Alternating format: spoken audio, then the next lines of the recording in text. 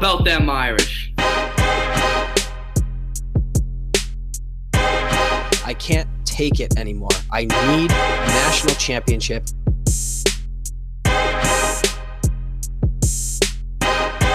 This is the Four Horsemen podcast.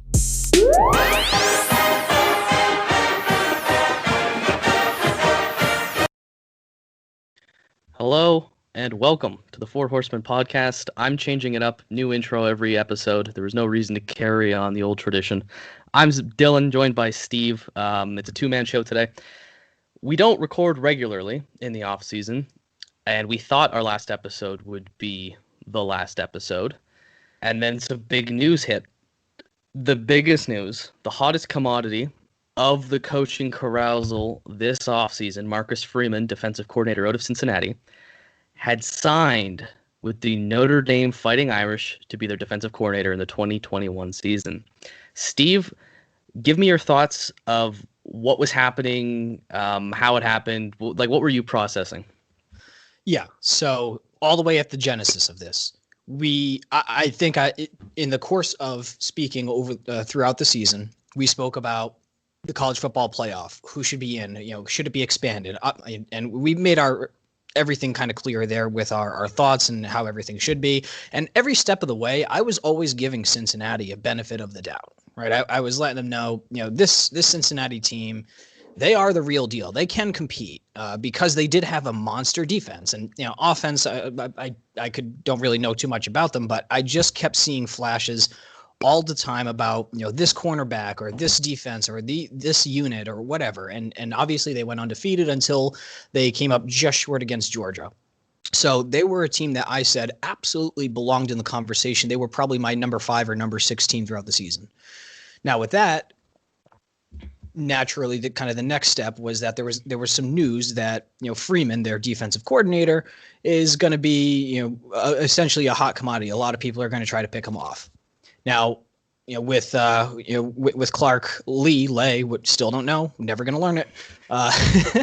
With him departing and going over to Vanderbilt, that obviously left a huge hole, a huge gaping hole in our coaching staff. And it was, was it Mike Elston who was in consideration? I know he's like the linebackers and defensive end coach or defensive line coach. Yeah. So he's internal. So a lot of people were talking about him. And then also, Freeman came up as a candidate for Notre Dame, which made a lot of sense. Sorry for all the noise in the background.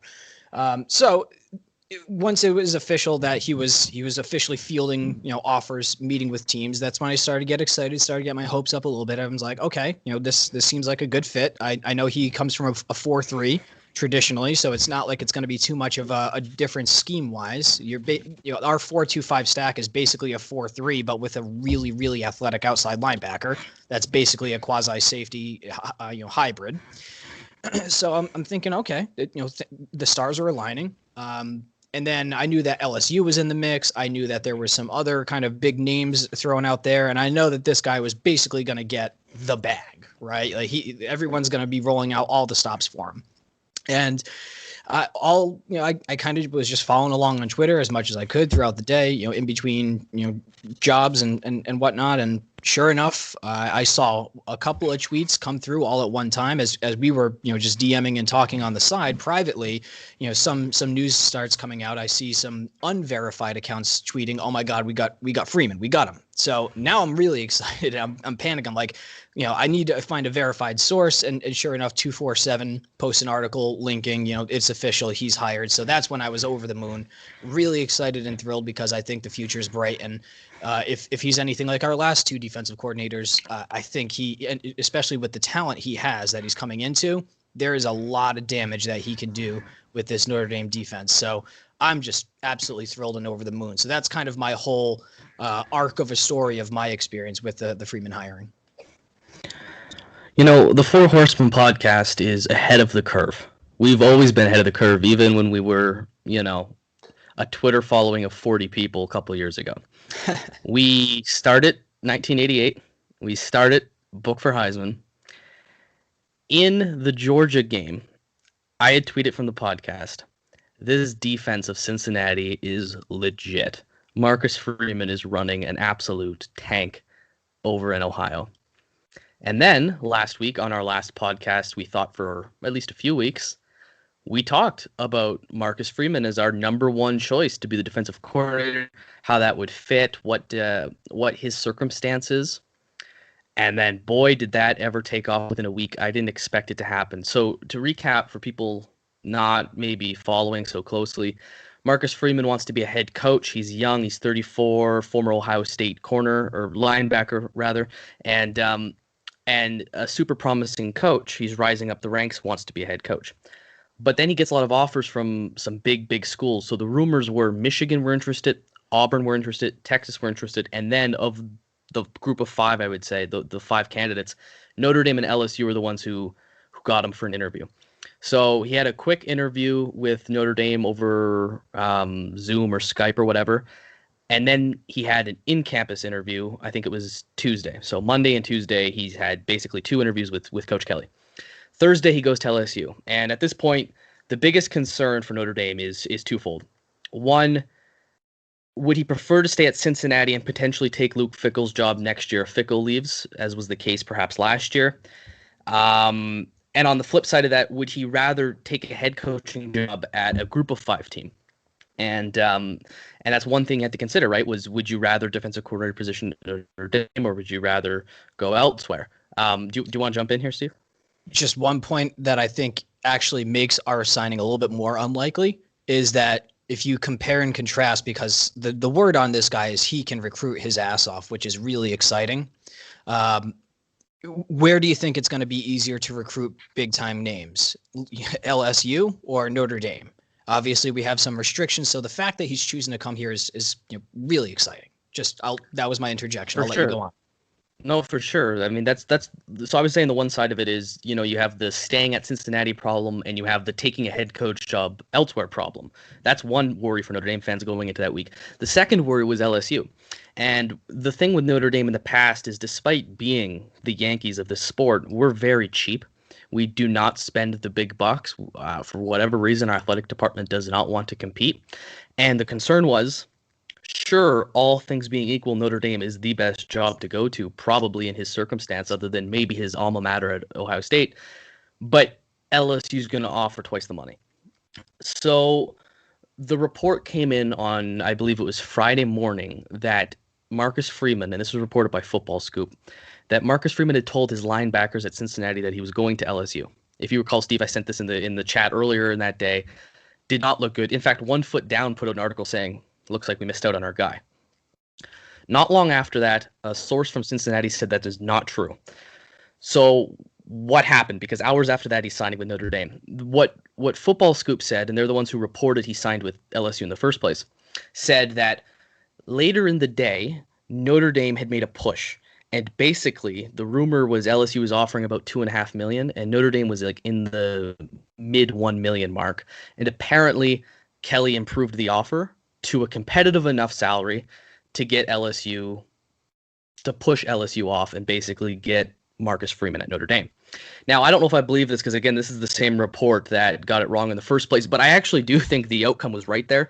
I do think Notre Dame had to increase the offer, and I think that's what got it done, because all things equal, you talked about LSU being an easier place to recruit. That's absolutely true, but he's a Midwest guy. He has ties in Ohio. He has recruited in Indiana with Purdue. He has such a good knowledge of the region that Notre Dame's super appealing. It's super appealing, and all things equal, Notre Dame was the choice. And I think that's what happened day of.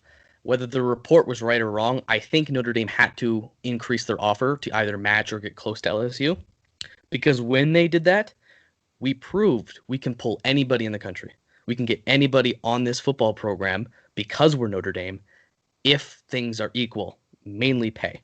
So that was huge. I was blown away. I thought he was going to LSU because of the reports. And then all of a sudden, I expected, okay, maybe in a few days we'll hear something. Right away, off the bang, a few hours later, he's Notre Dame. So that's where we stand right now. On a scale of 1 to 10, Steve, how excited are you with this hire? Oh, at least a minimum of 9, but I'm gonna jump this right up to a 10. Scheme, recruiting, young. He knows that he has to put on an absolute showcase over the course of the next 12 to 24 months if he's going to get head coaching looks. Brian Kelly is going to be 60 years old this upcoming October. So maybe, they offered him potentially to juice and to add some juice to the deal or sweeten the deal. Maybe they wanted to maybe offer a head coach in waiting position. Who knows? But basically, this guy is a head coach. It's just a matter of time. And the fact that he has such a proven track record, recruits his ass off, young, can appeal to those young guys, and the fact that, he just, I don't know. It's so exciting. Very, very, very exciting. I think the upside is practically limitless. And one area that I think that we instantly improve at is the secondary, and obviously not to rehash or reopen the old wounds, but that ended up being our downfall. And with guys getting now experience and kind of filling in at this point, we're going to have a true junior in Kyle Hamilton, who's probably, it's going to be his last year more likely than not. You're expecting to get the most out of him, so it feels like the stars are finally aligning.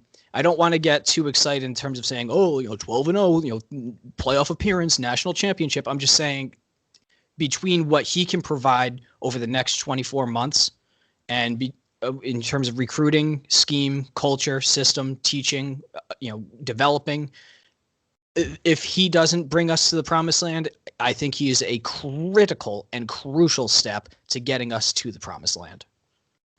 Yeah, that's well said. If I would have told you when we lost Clark Lee that Notre Dame might actually upgrade at defensive coordinator, would you think I was crazy? Oh, yeah. I didn't see that coming. I thought it was going to be Elston, if anything. And not that Elston is not qualified in any capacity. He's great, and I love him. I just saw, Lee, whoever, as kind of this godlike figure because he did such a great job. And Elko before him. So the fact that we've gone from Elko to Lee, now to Freeman, I think it's just very promising and is going to pay some dividends. Yeah, and I think, everyone was expecting this to be a rebuild year, but one grad quarterback transfer and a coaching hire later, and I think we're right back in the mix for playoff contender. We'll get to that bit in a minute. I kind of want to get into who Marcus Freeman is and the job he has done at Cincinnati for our listeners. We're not journalists. We don't have sources. We don't know things like that. But what we can do is do some research. So with Marcus Freeman, like we said, he was a very hot hire. Everybody wanted him. We thought he's going to be head coach sooner or later. That's the one concern with him at Notre Dame is he might not stay here very long.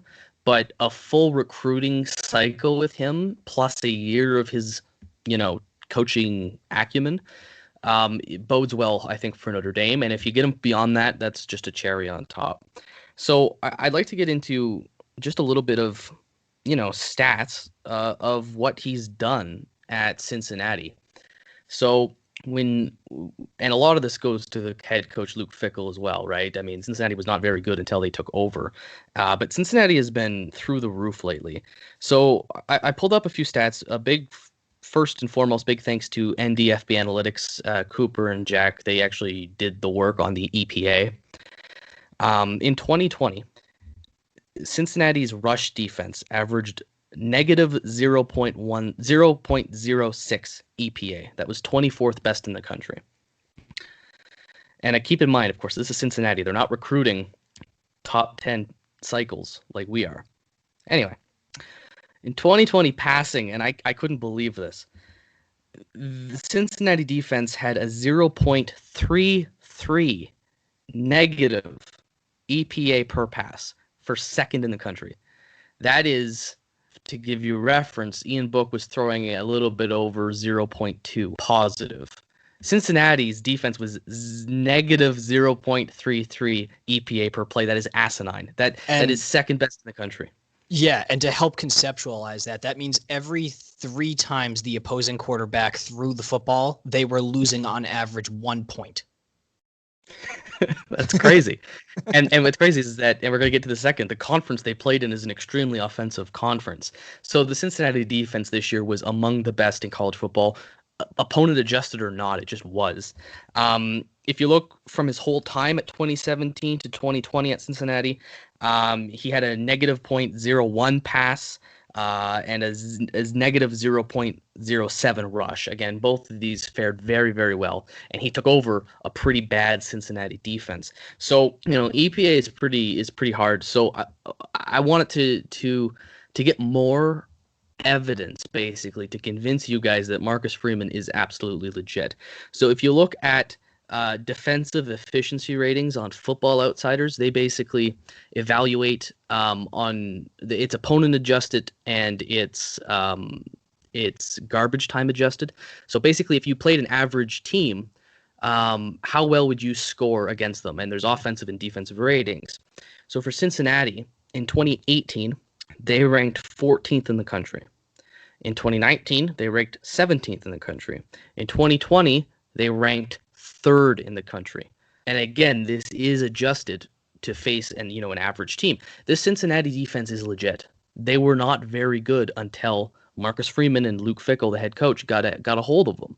And this is where you see the coaching skills, is that not only are you starting to produce more talent, you're seeing the results. And that's something huge that, of course, all fans want to see is the results.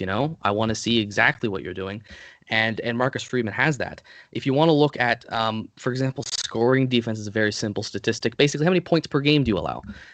In 2018, Cincinnati had the 7th best scoring defense. In 2019, it was the 30th. But again, this shouldn't be a team in the top 50. And in 2020, they were 7th again. This is absolutely outstanding work and results you're seeing from Marcus Freeman at Cincinnati. And what's crazy is that they're in a very offensive conference, the AAC, the American Conference. I looked this up because I wanted to see exactly how good it was offensively. They had 7 teams in the conference average over 400 yards per game. Holy crap. That doesn't even make sense to me. It's like CFL numbers. It's that doesn't Big 12 football. That's unbelievable. They had 7 teams average over 30 points per game. And 3 of those teams averaged over 300 passing yards per game. This is a pass-heavy offensive conference. And Marcus Freeman and Cincinnati, they're shutting it down. They are having an absolute defensive, I pick a word. It's glorious. They're having an epic time in that conference on defense against a good offensive conference. And this is a conference with Houston, UCF, Memphis, Southern Methodist. These are high-octane offenses. And sure, they are not Alabama. They're not LSU. They're not Ohio State. But they are offensive-heavy teams. And to see this kind of results out of Cincinnati is so astonishing that this hire, to me, and in a lot of those years, those stats are better than Notre Dame's defense with Clark Lee. It's unbelievable. And again, I have to go back to the EPA. It's negative .033 passing yard per play in 2020. That is unbelievable. You have such a good defense out there that probably, if Notre Dame beats Clemson, Cincinnati probably should have got that 4th spot. So it's an unbelievable hire. It's just, I can't believe we pulled it off, because what this will mean for the program is, next time we play Alabama, we might have a better answer for them. For sure. If you can, in any capacity, slow them down, and as we've proven, we do have a ferocious front 7, and it ended up just being the explosive play, the deep passing play, that we just couldn't lock it down. For one reason or another, we have so much talent on the field, but I'm not sure whether it's scheme, talent, preparation, or whatever that may be.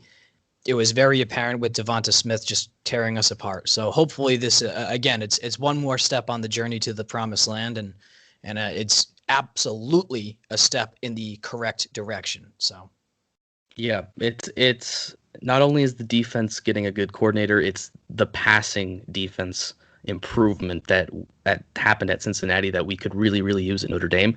Because look, we're headed towards a more offensive style of football. And the better you can defend the pass, the better your defense is going to be. And that's what Marcus Freeman has established at Cincinnati. But what's crazy, Steve, is that some people say that's not even his best quality. Do you know what some people say his best skill is? Getting into the living room of recruits and convincing them to commit. Absolutely. This is one area where it is an improvement on Clark Lee. Not that Clark Lee wasn't a great recruiter. It's just that the word on the street was Clark Lee was an okay recruiter, and Marcus Freeman is an excellent recruiter. And I crunched some research and some recruiting numbers here. Cincinnati does not usually have a very good recruiting class, right? They're usually ranked, probably 70, 35 to 50. That's not even close, actually. They are bad. But then Marcus Freeman came around and Luke Fickell. And the thing is with recruiting classes, you can't attribute everything to Marcus Freeman, right? They have an excellent head coach there too. But it's just to give you an idea of what that coaching staff has been able to do, which Marcus Freeman is a key part of. In 2018, when they took over, Cincinnati's recruiting class went to 49th in the country. That was first in the AAC. In 2019, 66th in the country, still an improvement from where they used to be, second in the AAC. 2020, 41st in the country, first in the conference. And in 2021, 44th in the country, first in the conference. And to give you an idea, this is not a Power 5 team, which means by default they shouldn't be sniffing 50. And the fact that they're in the top 50, and what's crazy is out of those 4 years, Cincinnati has had the top recruiting class in the conference 3 times. That's a conference that include UCF, who won a national championship. Hint, hint, nudge, nudge. But you have a UCF team that went 12-0 2 years in a row, and Cincinnati beat them in recruiting. What does that say about what they got going on in Ohio there? Yeah. And if in you're those a cases, recruit, where would you rather go? Would you rather go to Florida or Ohio? right. So he knows how to win the Midwest. He knows how to compete against Florida teams, and this is not all him. Again, Luke Fickell deserves credit. In fact, our cornerbacks coach, Mike Mickens, was a cornerback coach at Cincinnati. Some credit probably goes his way as well. But that just gives you the idea of what the recruiting class has done. And here's the craziest part is group of 5 teams do not win 4-star recruits. They just don't. Cincinnati has signed 5 4-star recruits in the 4 years that Marcus Freeman was there. This recruiting improvement to our defensive group is going to be, I think, amazing. It's arguably his best traits. You could see the evidence in Cincinnati as a whole improving in his time. You see the evidence on the field at Cincinnati with the numbers support it. He's in a good conference. I'm excited. I think this is a slam dunk hire. And even if he stays a year, I don't really care. He's fantastic. And I think he could be actually maybe Notre Dame's next head coach, depending on when Kelly calls it quits. Marcus Freeman could be that guy, and being from the Midwest, I think, helped, and it's going to help in the recruiting because Notre Dame needs to establish a better pipeline in Ohio. That's something they used to have back in the Charlie Weiss days with Brady Quinn. You would go into Ohio and take some of their best players. Less so these days. We picked up some good receivers there, but that's going to be a key part of it. So for me, this is. I'm at a loss for words. It's fantastic. We've done a really good job, and Coach Kelly deserves credit for pulling this one off. For sure, yeah, it's exciting, and you even think about the area around there. You can reach into Kentucky, Tennessee, Virginia. Virginia's where we got Chris Tyree from. Illinois is huge, and then I'm thinking Western Pennsylvania, and even if you go east from there. There's usually 2 to 3 recruits every single year from like Maryland or Delaware that are like these ridiculous 4 or 5-star recruits that and they're basically dominated by either Ohio State or Penn State. If we can get competitive there in the Mid-Atlantic, again, it's just more exciting and just opens the doors to so many possibilities. And if we can. Between scheme, culture, nationally televised every single week. I mean, he's going to have the locker rooms, the exposure. There's so much for him to pitch, so much more for him to pitch. Think about, he got 5 4-star guys over the course of his 4 seasons. Now you just upgrade those to potentially 5-star guys on the defensive front for Notre Dame. Think about last time we had guys in the realm of 5-star. In the front seven, Manti Te'o, Jalen Smith. I'm pretty sure Stephon Tuitt was there, or he was pretty darn close. And obviously we have Kyle Hamilton, but think about if we have 4 or 5 of those guys on the field and on one given team. And that is how you establish a championship style roster. That the last podcast we had, I pointed out, when Notre Dame loses these big games in the college football playoff, they lose to all-time epic, astonishingly good teams with NFL talent that last generations. There are 20 and 30 guys on those rosters going pro. This could potentially kind of be that turning point that we're looking for.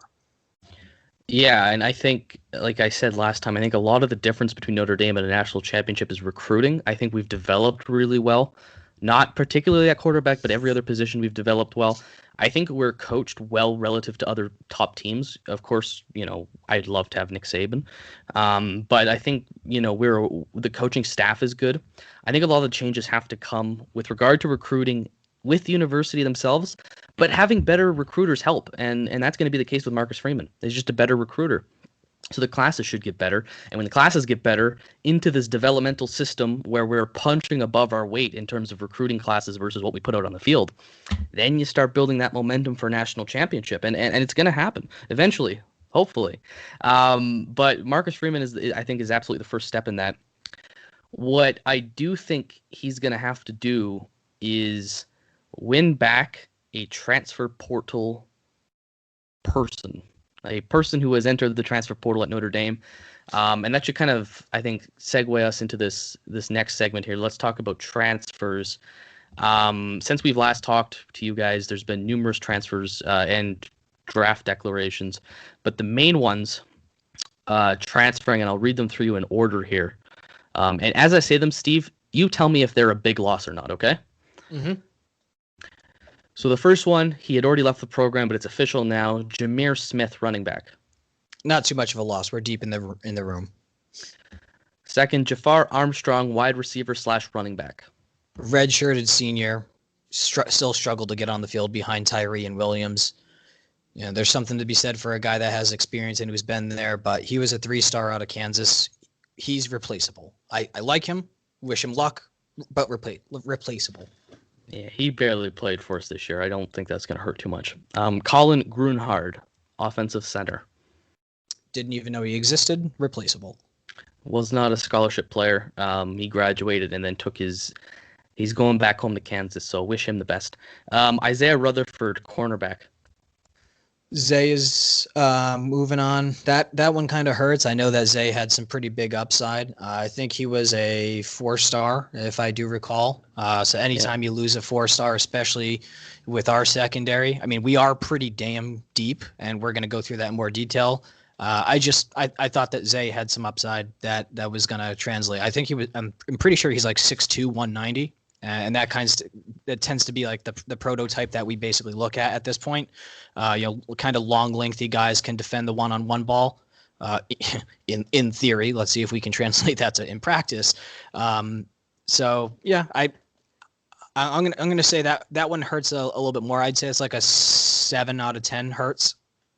Yeah, you think of the recruiting rating and that one hurts, but the fact that he didn't get on the field over Clarence Lewis and Tariq Baresi kind of makes me wonder where he's at in his development at corner. If you can't jump some of those guys on the depth chart, maybe it is the best to move on. He's going to Arizona. But yeah, that is a high recruit. I'm going to skip one name because we'll come back to it. Next, Ovi Ogofu, defensive end. Yeah, he had a very fine and very serviceable career, but he was kind of a perennial backup. There's definitely a lot of talent coming in behind him with Nana and Foskey, so it doesn't hurt that bad. No, it was a little surprising, but maybe the depth might take a hit there, but that's not a starter you're losing. We haven't lost a starter yet. Next up, Jack Lamb, linebacker. That one hurts a lot. I'm not going to lie. I was pretty high on Jack Lamb. That hurts because you liked him, right? That doesn't hurt because he didn't play at all last year. You know what I mean? Yeah, no, he basically never saw any sort of significant game time. It was basically special teams and garbage time. So he never, and even in garbage time, it was more so, Bo Bauer, Maris Liufau, and other, Well, and that's the Jack thing, right? Kaiser. Is our linebacking group is pretty crazy right now. Even with losing the Joker, our group is Drew White, Shane Simon, Bo Bauer, Jack Kaiser, Maurice Liaofu, JD Bertrand, and some other incomers, plus freshmen. So he got jumped on the depth chart, and I hate to lose him too because he was a talent when he played, but that's not going to kill the team. There's a lot of depth there, and there's a lot of starters there. And then, of course, non-scholarship kicker punter Dawson. I'm not even going to try to pronounce his last name. He's the backup kicker, which is going to be Josh Bryan now. So not a big deal. The big one for me, and the one I want to circle back to, is Houston Griffith, defensive back, the number 1 recruit in the 2018 class. How does that one feel? That one's devastating because he would be the prospective starter at safety this year, alongside Kyle Hamilton. And if I recall, he's from Georgia. He's like 6'3". He's just got a body like a brick shit house. I mean, he's just ripped and of absolute athletic specimen. So I know that there have been reports that with Freeman, we may entice him to stay, and that would be incredible. And that's what I want to get into. With him. He's from Florida. You were close. Okay. Our number 1 recruit, he's been kind of a victim of circumstance. He was recruited as a corner. When we first did the show, we talked about recruits, and that was the incoming class, and we talked really highly about Houston. He didn't get seat time at corner. They tried to move him to nickel. That didn't work. Then he goes to safety and basically hasn't gotten enough time at any of these positions. And he was going to be the starting safety this year alongside Kyle Hamilton. Rumor had it that, it wasn't a playtime thing. I think he just wanted to go somewhere else. For fit, for coaching, for whatever personal reasons. And that one hurts. That one hurts a lot because he is your top recruit from that class, and he is a talent. We just never get to see him. And I think that is on the coaching staff for screwing that one up. We talk about juice in the nuts for good moments in football games. Well, this is a kick to the nuts. This one sucks. But as you said, Marcus Freeman's first job at Notre Dame is going to be to convince Houston to come back. There was an article today written by Brian Driscoll on Twitter. Coach D178. I know a lot of you guys know him. Fantastic X's and O guys. I've been enjoying his content and chatting with him.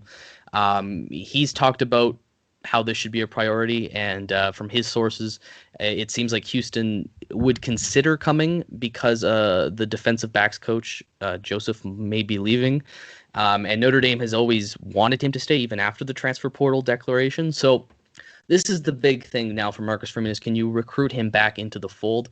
That's not something I knew you could do, but apparently it is. Do you think he has a good shot at winning Houston? And follow up, how huge would it be for this defense to get Houston back in the fold?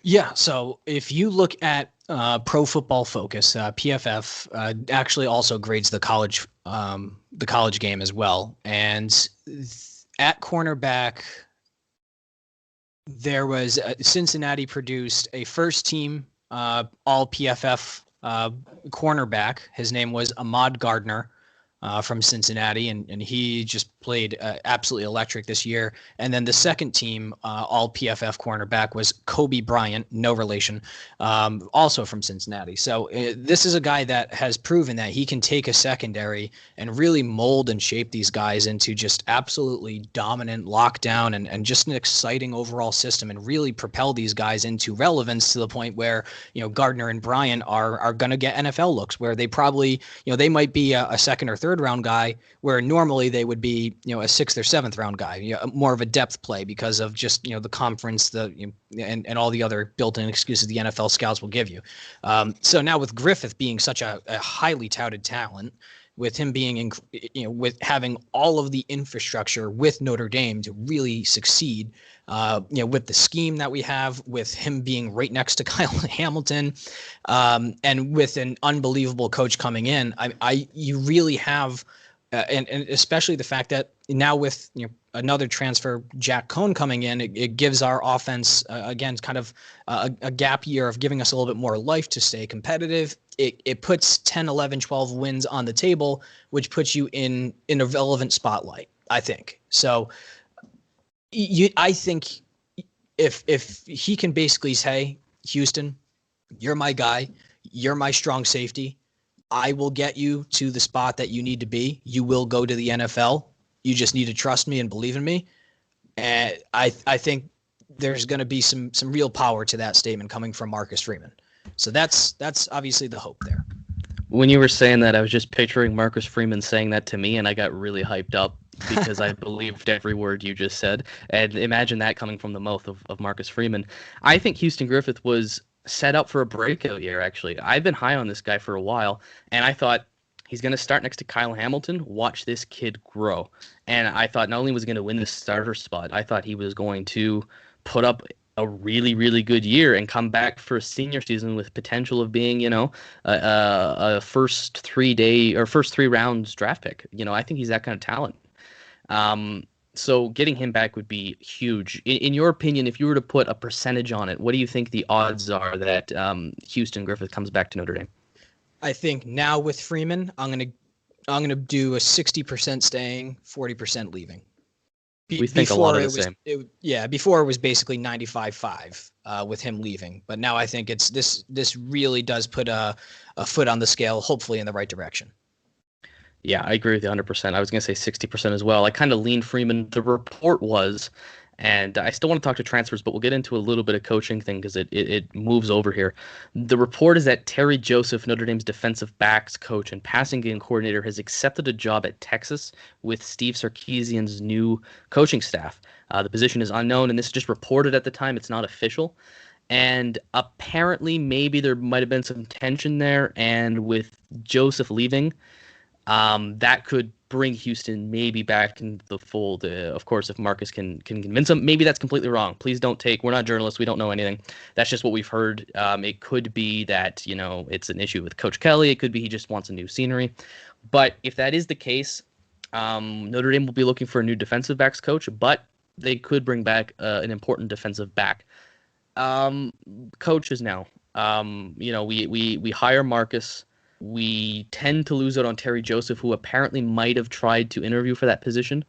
And the other big one is longtime coach, and not just of Notre Dame, but, at Cincinnati and at Central Michigan with Coach Kelly, Mike Elston, the defensive line and associate head coach at Notre Dame, could be maybe leaving. This is just rumors at this point, but there's talk that maybe Purdue has contacted him about their defensive coordinator position, which I think Bob Diaco was the last man to have that. What do you think of potentially Mike Elston leaving? I think with Terry Joseph wasn't a great recruiter, so that's not a big loss for us, but Mike Elston, what is your thoughts there? I would hate to lose him. He's done a really, really great job, and I know he might be a little bit miffed that he was passed over in terms of the defensive coordinator, given his years in service of the system. Yeah. He's been passed over 3 times. Yeah. So I could definitely see him being pissed off about that and thinking, what the hell do I have to do? I've stuck with Kelly through thick and thin. I think it would be a pretty tough loss. Nothing that's not replaceable. But you go with what you know, and what we know is pretty darn good, right? So not that we can't reinvent ourselves, not that we can't go and pull someone relevant and exciting, but I would definitely very much so prefer to see Elston remain on the staff. Yeah, because I think he's a pretty good recruiter from what I've heard and from what I've read. He's obviously produced a very good defensive line at Notre Dame multiple years now. The defensive line is returning a lot of talent with both Kurt and apparently Myron is thinking of coming back. So that would be a tough loss. It's a longtime coach with Kelly. But I'm not, if it happens, I'm happy for him. I won't be devastated. I think Notre Dame has the pulling power to get anybody they want within reason. You're not going to get Urban Meyer to come be your defensive line coach, but you're going to get some pull there with Marcus and Coach Kelly, and not to forget Mike Mickens, our cornerbacks coach. I mentioned him earlier in the show. He went to high school with Marcus Freeman, and he coached with Marcus Freeman at Cincinnati. That was apparently another big factor in getting him to come to Notre Dame. Marcus Freeman was actually Mike's reference when he was applying for Notre Dame, when he was interviewing for that job. So that's just a neat thing there. While we're on coaches, I was doing some research on our coaches. You know what's crazy, and this is not really relevant. Our former coaches have played, or our coaches have played formerly for some pretty big schools. The coach Rees, obviously quarterback Notre Dame. Running backs coach Lance Taylor was a wide receiver at Alabama. Tight ends coach John McNulty was a safety at Penn State. Wide receivers coach Delvon Alexander was a wide receiver at USC. Of course, Marcus Freeman was a linebacker at Ohio State. Mike Mickens was a cornerback at Cincinnati. And Mike Elston, the coach we were just talking about, was a linebacker at Michigan. So I think it's kind of interesting how our coaching staff is just littered with blue blood, former talent. But that's going to be something to keep an eye on too, right? Is, what happens at that position, and who's going to be hired to replace Terry Joseph at defensive backs coach. Is it going to be maybe Mike Mickens gets a promotion, or maybe they'll do an outside hire? But with regard to coaches, you have any kind of thoughts on this, or is it more, we got Marcus Freeman and nothing else matters right now?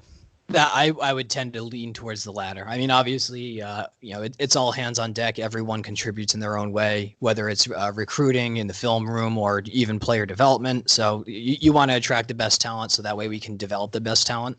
But all things considered, I think for now, we got our victory. The war is not over, but we earned a well fought victory now, and we can just move forward, hopefully with some momentum. So. Well, good point. Let's just move on to the big news that happened earlier. Right after we recorded our last podcast, we talked about getting a potential grad transfer at quarterback because that looked like a complete unknown going into this next season. Within maybe a day of that podcast, Notre Dame basically got Jack Coan, the quarterback out of Wisconsin. He missed all of last year with a broken foot. He is transferring to Notre Dame. Fun fact, he was a once-time Notre Dame lacrosse commit. He likes the area. He likes the school. So that's a big get. Steve, what does getting Jack Coan mean to you? Yeah, so redshirted senior. I mean, he's a 3-star guy out of Long Island, New York, but he's a redshirted senior, and basically the definition or the differential between a 3-star, a 4-star, and a 5-star is 5-star is a guy that is so incredibly talented and physically developed by the time he's entering his freshman year on campus that he has the ability to plug and play into any system and get right onto the field and be a difference maker. That's a 5-star guy. A 4-star guy he has all the physical traits, but he has the mentality, he has the experience, and he's really, really good. It's just there might be one or two ways that he might be a little bit lackluster. Think of like a wide receiver that is incredible with catching the ball. Maybe he needs to work on some routes. Maybe he needs to work on pass block, on run blocking, something like that. But all things considered, you can still expect probably by the second to third year on campus, a 4-star guy to really break through the depth chart. A 3-star guy is a guy like Ian Book that it's going to take at least 3 to 4 years for him to really shine through on average. They have a lot of high upside potential, but they're very raw. They're raw in terms of talent and their mentality and their understanding and processing of the game, especially the speed at the next level. So the fact that Jack Coan, he's a 3-star guy, which is nothing to be, jumping for joy over, but he's a red-shirted senior. This is going to be his 5th year playing football at the college level. He has several years as a starter under his belt. When he was a starter, he won some pretty big and important games, and he put up some pretty decent stats, and he takes care of the football, which I think is something that Brian Kelly has obviously taken as one of his main priorities from the quarterback position over the last decade or so, ever since kind of Everett Golson, right? Because Tommy Rees lost his job because he was turning the ball over to Everett Golson, who was turning the ball over, who went back to Tommy Rees, and that's obviously ancient history at this point. But what we're expecting from Jack Coan is someone who is now developed mentally and physically He probably doesn't have the biggest arm on the field, but he's a guy that can move the chains, make the pre-snap reads, read defenses, go through his progressions, and be responsible. And as long as with our offensive line, with our skill players on the outside, and with our running backs, he essentially has to be a game manager. And that's like Ian Book was at the beginning half of last year. And then Ian, very in rapid succession, in real time, developed into from a game manager to a game breaker. We don't really need Jack Coan to be a game breaker. It would be great if he was, but if he manages this game and this team and this offense and has them somewhat respectable, like top 40 in terms of like EPA or efficiency, with the defense, with Freeman, with the coaching, with our schedule, which isn't the hardest schedule in history, there's just a lot of pieces that are really falling into place. And the main obvious point here is it gives true freshmen, I guess you could call him borderline 5-star quarterback, Tyler Buckner from Helix, California. You give him a year to get on campus, get used to the game, the speed, how everything kind of plays out, and give him some time to develop so he can walk on as a red-shirted freshman and be the starter. And we can get 3 to 4 years from him. Yeah, there's a lot to digest with this, right? So at first you kind of think, oh, this is just a game manager, right? This is just a lackluster version of Ian Book. I don't think that's the case. I think this is probably a lateral move. What Jack Coan gives you is probably a little more decisiveness. Yes, he's not as great with his legs, but you got to understand he came from a way heavier run first team than Notre Dame at Wisconsin, right? That is some Big Ten power football, and of course you'll look like a game manager when you're playing that style. But he's made some excellent throws. He's a 70% accurate thrower in 2019. He was 82 QBR, which was 9th in the country, which is really good. It's really efficient. Maybe he's not a game changer, but what he means is that he's efficient. And if you give me a quarterback who's in the 80s with QBR like Ian Book has been, Ian Book was a little over 83 this year, we're going to be good. And what this is, and something that you've alluded to earlier in the show, is that it's a stopgap. Right, because basically your choices at quarterback this year were Drew Pine or incoming true freshman Tyler Buckner, who has not played a snap of competitive football since 2019. And I love Buckner. We all think Buckner is the truth. He's the next man. I think he's Kyler Murray, but 2 inches taller, maybe even taller than that. And the thing is, though, you don't want a true freshman, unless your name is Trevor Lawrence, you don't want a true freshman taking you to what aspirations we have. Notre Dame in the last 4 years has been a perennial 10, 11, 12-win team. We've made the playoff twice. And with Drew Pine and Tyler Buckner, unless there's some really, really impressive growth, you don't expect to win 11 games. And with the aspirations of this program, it was important to get a proven good, not just random. You want a good quarterback. And that's what Jack Coan is. I know a lot of people want it just to take your lumps with Buckner and let him practice because, in 2022, or we open against Ohio State and you want them to have some game time. I disagree. I want to win next year. I want to be competitive, and Jack Coan is going to give you that. He is going to basically, this team is a playoff contention team, but without the quarterback, it is not. And what Coan does is he holds that together. He holds this roster makeup together. You are not weak at quarterback. And if you're weak at quarterback, you're not going to succeed in football. So Jack Coan brings you a stable, efficient quarterback to a team that needs it. And look, he's not Joe Burrow, but you got to remember, Joe Burrow transferred from Ohio State to LSU as a kind of nothing, not super well-known quarterback. I mean, he was a late graded draft pick at the time, and if you listen to Dane Brugler of The Athletic, he says Jack Coan is actually kind of a 6th, 7th round quarterback if he would have gone this year. So it's not too dissimilar to Joe Burrow. I'm not going to say he is Joe Burrow, but you never know when a quarterback comes in what he can provide, and I think just having that steady hand at Notre Dame is going to easily win them probably 3 games more than they would have with Tyler Buckner. And even then, you're going to have time to put these guys in the game, right? Tyler Buckner will see mop-up duty, right? If there's injuries, I'm sure he'll be the go-to guy. And I understand the argument, you want him ready for Ohio State in 2022. That's not my concern right now. My concern is developing quarterbacks, getting them to learn the playbook while still being a competitive, playoff caliber football team. Yeah, exactly. And I mean, we have so much talent that is developing towards 2022, 2023. Those are kind of the years that everyone is marking off as, I think this is it. We could potentially, get it done. The rosters just with the recruits and everyone developing, that could be essentially the time when we're in the go zone, when that's going to be our precipice or our peak. So, yeah, I agree with everything. Obviously, very excited.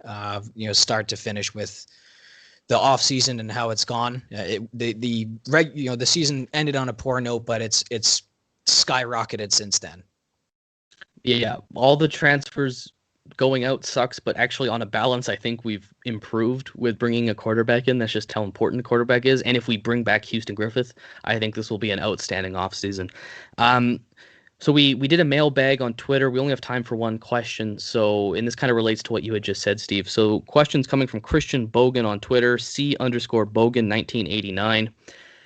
ND is going to have serious talent at the skill positions. Which player do you think starts next year at those positions? And do you think the starters will be the same by the end of the year? I'm high on Tyler Buckner. Do you think ND does a Golson-Reese thing with Coan and Buckner? I don't. Starting from the end of the question and working our way up, I don't think that would be the case. I mean, unless Coan is just abysmal, which I don't foresee. He's going to be the real deal.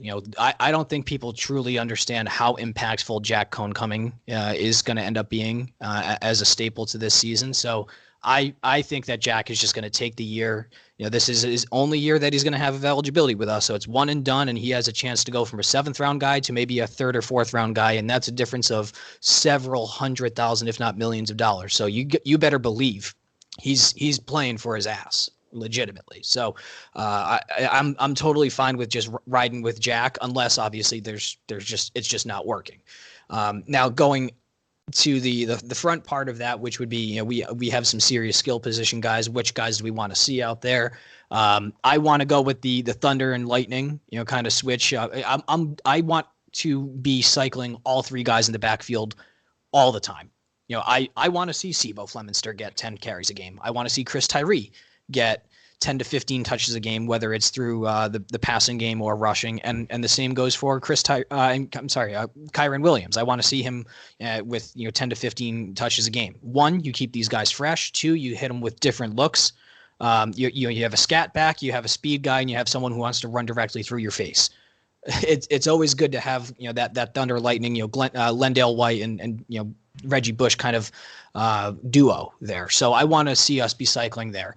In terms of the wide receiver position, Kevin Austin, please, for the love of God, just get healthy and develop. And this is your year, pal. I mean, the world is his oyster this year. He is going to be the go-to guy. And then there's going to be, probably Avery Davis in the slot for his last year on campus. And there's going to be some guys that are going to be able to potentially challenge him. And then, on the outside, I think at this point, you probably have to go with Jordan Johnson. He's massive. He's like, 6'4", something like that. And 5-star guy. People were concerned that he might transfer because he might be a little bit disgruntled from basically getting almost practically 0 playing time as a true freshman. But you're a true freshman, man. And there was 3 seniors on the team ahead of you. So you kind of have to put in your dues. So now I think that Jordan, JJ is going to be the guy, and I'm happy for that.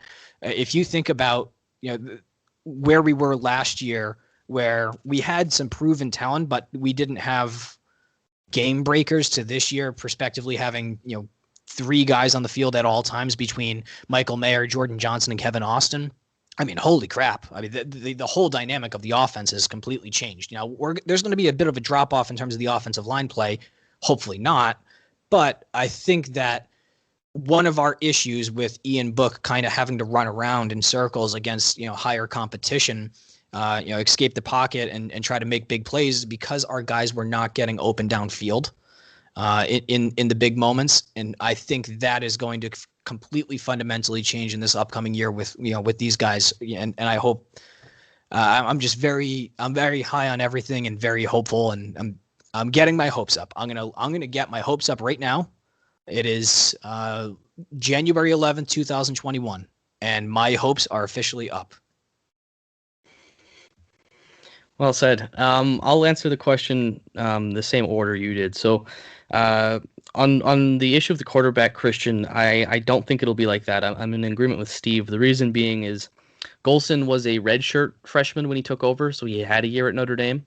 And also, he won the job, and Rees was used to basically close out games and to use in the key situation when you needed a veteran quarterback. I think Coan is just going to win the job and hold it. It'd be interesting if Buckner does win the job out of camp. That would be the case, I think, but I don't think that's going to happen. With regard to the skill positions, you look at running back, we're set. What it was last year will be for the next 2 years probably. Kyron Williams, Chris Tyree, and Sebo Flumster. I think Audric Estime, the incoming recruit, he's a bruiser. He's going to be huge for Notre Dame. I just don't think this year.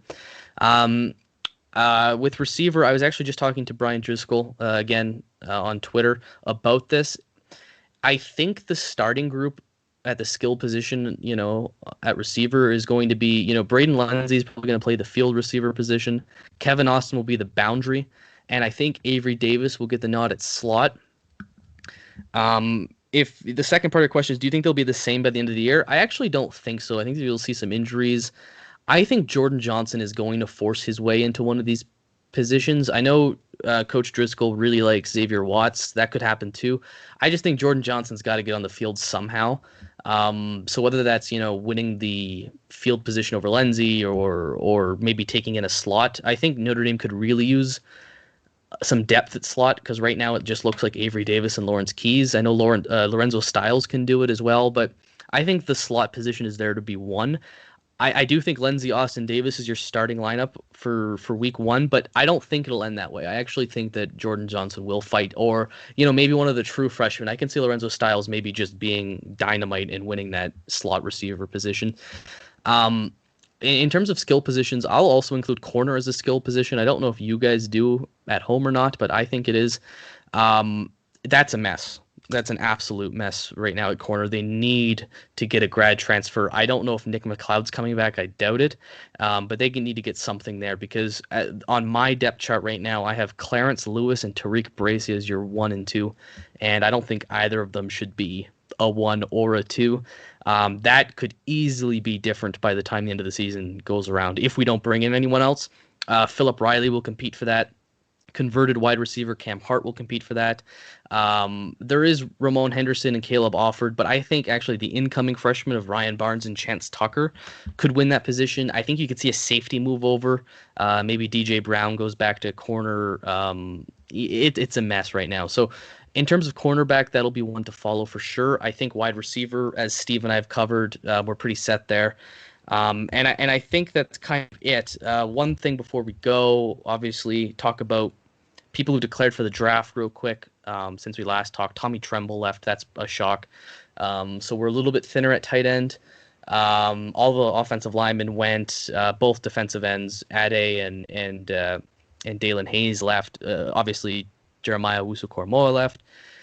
So we didn't win any there. The only guys who used their blanket year of eligibility to come back was Kurt Heinisch, and it looks like Myron will come back as well on the defensive tackle position. So defensive tackle will be loaded. In fact, it's almost too loaded because we're kind of preventing some younger talents from getting in there. I wonder if a guy like Riley Mills might move back to defensive end just because he was so good when we saw him on the field. Do you have any thoughts with regard to the draft and how that might have an implication on the team?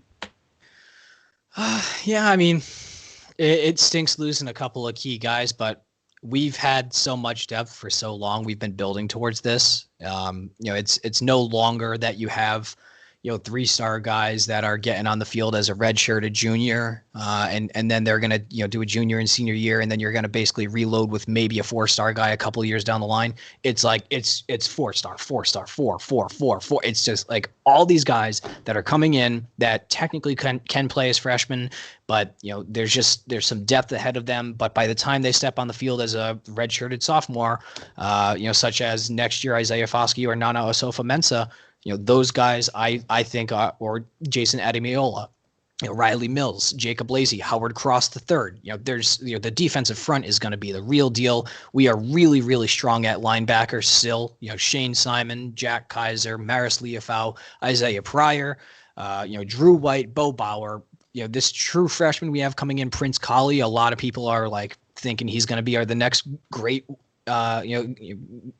linebacker coming in at Notre Dame, and he could play potentially rover or the Mike or the Buck, and so he's very versatile. So yeah, we lost some talent, but I think people are going to be quite surprised by the reload and just how deep we were. Yeah, and another thing with Marcus Freeman, going back to him for a second, is we don't know what the defense will look like. He brought a 3-3-5 in at Cincinnati, but he's used both 3- and 4-man fronts. I think we're more suited for a 4-man front, and Kelly probably and Freeman have, worked this out. I think they're going to be versatile, and that's a sign to me of just an intellectual person to begin with, is pragmatism, someone who can adjust to the talent around him, and I think this is what Marcus Freeman is going to do. So we're just kind of operating, our depth chart on the assumption that we're bringing back the 4-2-5, but you'll see mix, right? You'll see different packages when you have 3 corners out there. You'll have 2 linebackers, or you'll have 3 down linemen. It's whatever it is, right? So I think we're going to wrap this up, and just to let the listeners know what the future holds for the Four Horsemen, we are going to do, Steve and I, a recruiting podcast, hopefully soon. We're thinking maybe National Signing Day, which is early February, where we will go through the whole class, talk about our projections, what we hope from them, what we like, and that'll be fun. We'll obviously do the draft as well, talk about which Notre Dame players have been drafted. And we'll also do a spring. I imagine we'll cover, the post-spring ball game. And I think what we'll do, because we're kind of sneaking it into this episode, we should save it later, we'll do a depth chart roster breakdown, I think, in the spring. You know what I mean? I'm looking at this now. I think we need to know who's still here, who is left, what the scheme is. And I think after maybe the blue and gold game, we could break that down for you guys in more detail, because I have a lot of thoughts on the offensive line. Steve, if you recall our 2018 first episode, we talked about recruits we liked, and we talked about Quinn Carroll and Zeke Correll, and we hadn't heard them until 3 years later, where only now they're starting to get in it. And I think that's the case with this offensive line group too. Blake Fisher, Rocco Spindler, Joe Alt, Caleb Johnson. This is a great group. As much as I love them, I don't think we're going to see them for 2 or 3 years. And just that kind of stuff I want to talk about. So we'll dedicate a whole episode to roster breakdown, depth chart breakdown. So, it's going to be fun. It's going to be fun. So we'll do recruiting, we'll do draft, and we'll do basically post-spring ball and what the depth chart looks like. And that'll probably take us into the summer, where we'll talk about any kind of new news or any kind of, again, we'll probably do a fall roster breakdown before the season starts, and then we'll start with the season. So for longtime listeners, thank you guys. That's kind of our plan for this offseason, is to record, 4 to 6 times before August, and then get back into the season. So, Steve, do you have anything to say before we sign off here? In the year 1993, when Notre Dame is the national champion, we are just not recognized, but we are. 3-year starter Rick Meyer moved on. He graduated, and they had 1 year of Kevin McDougal, while a very highly touted true freshman QB waited in the wings to take over eventually. So a 3-year starter from quarterback moves on. A 1 year stopgap quarterback comes in, and then there's a true freshman waiting in the wings for big things to come. You heard it here first. I'm doing it again, and I will not stop. It feels like 1993. Let's go. Well, you heard it here first. We'll do this every year because we provide you unabashedly biased propaganda on this podcast. We are absolute homers, but we do pretty good analysis, I think. And if you guys agree, give us a 5-star rating on Apple Music. We need to counteract all those Alabama fans who are mad with us. And tweet at us. We love to hear from you guys. At Horsemen Pod, and it's going to be a good offseason. If anything breaks, we'll be here for you, and that's the plan. So go Irish. Go Irish. Feels like 93.